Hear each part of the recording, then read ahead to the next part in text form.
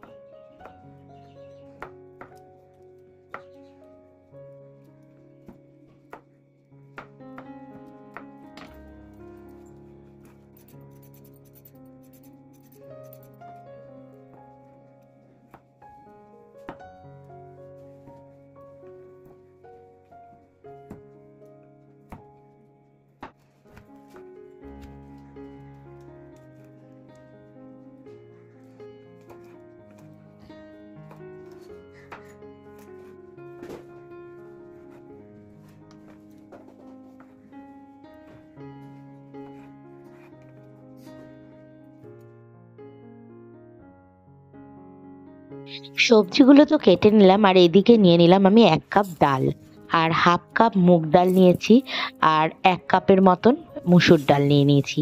নিয়ে ডালিয়া আর 2 রকম ডাল ভালো করে ধুয়ে নিয়েছি। বেশ ভালো করেই ধোবো, কেননা ডালের যে গায়ে সাদা সাদা মতন থাকে পাউডারগুলো, সেগুলো জলে ধোয়ার মাধ্যমে বেরিয়ে যাবে। তো ওই জন্য 2বার করেই আমি ভালো করে ধুয়ে নিলাম। আর এবারে সবজিগুলো যে কেটেছিলাম সেইগুলোকেও ভালো করে ধুয়ে নিচ্ছি।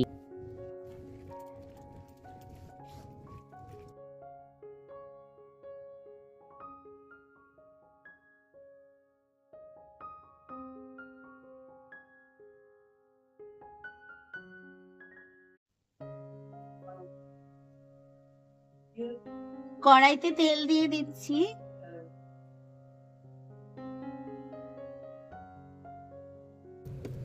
তেলটা ভালো করে গরম করে নিলাম প্রথমে, তারপর দিয়ে দিলাম একটা তেজপাতা, একটু গোটা জিরে, আর 2টো শুকনো লঙ্কাকে ছোট ছোট করে টুকরো করে তেলের মধ্যে দিয়ে ভালো করে একদম মুচমুচে করে ভাজা ভাজা করে নেড়ে নেব।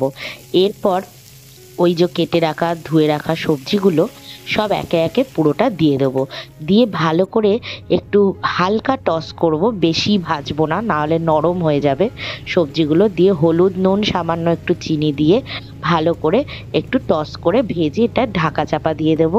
তারপরে যখনই সবজিটা হালকা টস হয়ে যাবে, এরপরেই দিয়ে দেবো ডালিয়া ডালটা। দিয়ে এর মধ্যে একটু ধনে জিরে গুঁড়ো দিয়ে দিলাম, দিয়ে ভালো করে একটু নেড়ে চেড়ে নেব।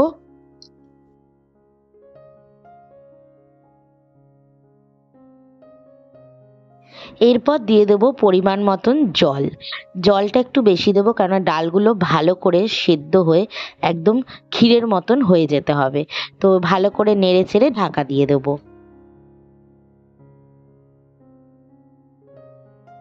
মোটামুটি 5-7 মিনিট পর আর একবার খুললাম, খুলে দেখলাম ডালগুলো ফুটতে শুরু করে দিয়েছে, বেশ বড় বড় হয়ে এসছে। তো ভালো করে আরেকবার নেড়ে আরেকবার ঢাকা চাপা দিয়ে দেবো।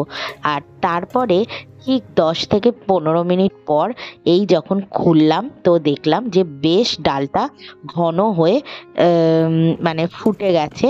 তো আমি একটু খুন্তির সাহায্যে ভালো করে একটু নেড়ে দিচ্ছি, যাতে ডালগুলো ভালো করে হয়। আর দিয়ে দিলাম গোলমরিচ গুঁড়ো।